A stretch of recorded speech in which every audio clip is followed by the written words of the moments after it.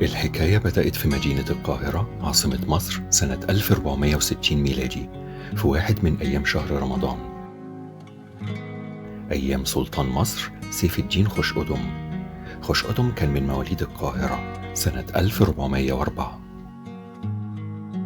أهل مصر كانوا عايشين حياتهم، الحرفيين المهرة في محلاتهم، والتجار في الأسواق، واللي بيتفرج على جمال شوارع القاهرة المزدهرة بالمعمار، أبراجها ومقاماتها، سبل المية، مدارسها ومكتباتها.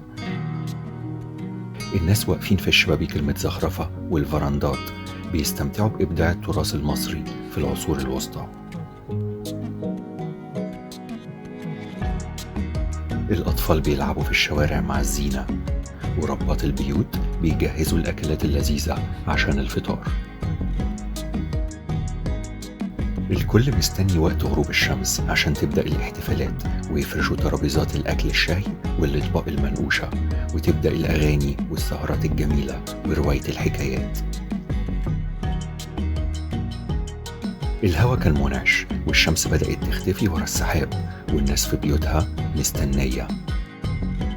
في الوقت ده سلطان مصر خشقدم كان عاوز يجرب مدفع جديد، فطلب من الجنود يضربوا بيه من القلعة ساعة غروب الشمس بالصدفة.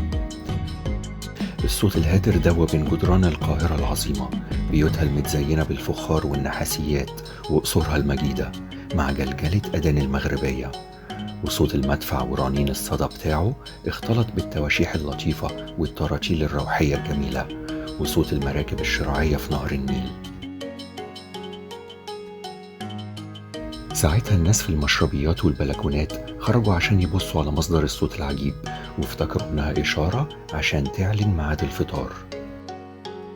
كل عيلة في مصر اتجمعت مع بعضها واستمتعوا بأصناف الأكل الشهية، وحلوا بفواكه ومشروبات منعشة وحلوياتهم المميزة.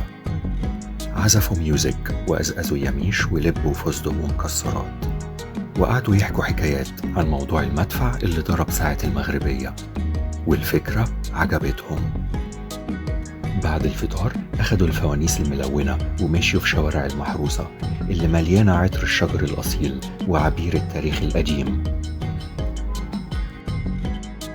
ركبوا مراكب النيل وهم بيغنوا، الهواء المنعش بيعزف موسيقى على الأشجار، والنجوم بتتلقلق زي الجواهر في السماء الزرقاء الواسعة. أهل مصر راحوا القلعة للسلطان خشقدم وقالوا له إن فكرة المدفع اللي يضرب وقت الفطار فكرة بديعة.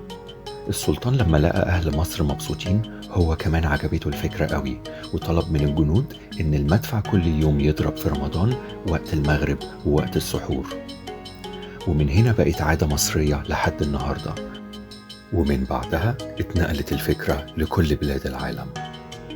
كل سنة وإحنا كلنا طيبين وبخير، كل الشعوب وكل الكائنات.